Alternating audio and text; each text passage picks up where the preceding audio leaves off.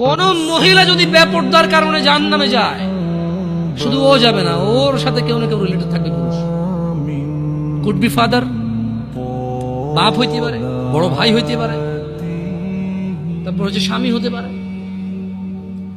যদি ওর জাহান্নামে যাওয়ার রিজনই হয় বেপরদা, বেখোলা,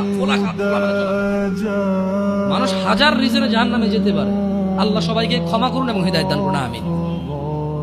হাজারটা রিজন আছে জাহান্নামে যাওয়ার, কিন্তু যদি কোন মহিলা, এমন মহিলা যার বড় ভাই আছে, যার বাপ আছে, যার স্বামী আছে, আর ওদের থাকা অবস্থায় তার এমন একটা অন্যায়ের কারণে তার জাহান্নাম হয়েছে, যে অন্যটা হচ্ছে তার কি খোলামেলা চলাফেরা, তার জানাবা বিচারের চলাফেরা, তার বেপরদা অশ্লীল চলাফেরা, তাহলে ওই মহিলা একা জাহান্নামে যাবে না, সঙ্গে কাউকে নিয়ে যাবে।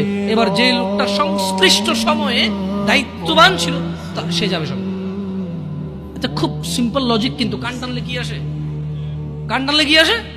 ওই মহিলা যদি সংশ্লিষ্ট রিজনে যদি জাহান্নামে যায়, সংশ্লিষ্ট সময়ে যে দায়িত্ববান পুরুষ তার অভিভাবকত্বের মধ্যে ছিল, যার উচিত ছিল তার জন্য সামর্থ্য অনুযায়ী জামা কাপড় কিনা সুন্দর দেখে, সামর্থ্য অনুযায়ী খাবার দাবার ব্যবস্থা করা, তার আর অর্থনৈতিক অবস্থার উপরে ডিপেন্ড করে, সামর্থ্য অনুযায়ী ওর কমফোর্ট জোনে রাখা হোক, সামর্থ্য অনুযায়ী যতটুকু আছে উজাড় করে দেওয়া ওর পিছনে, সংশ্লিষ্ট ব্যক্তিটার জন্য দায়ী থাকবে।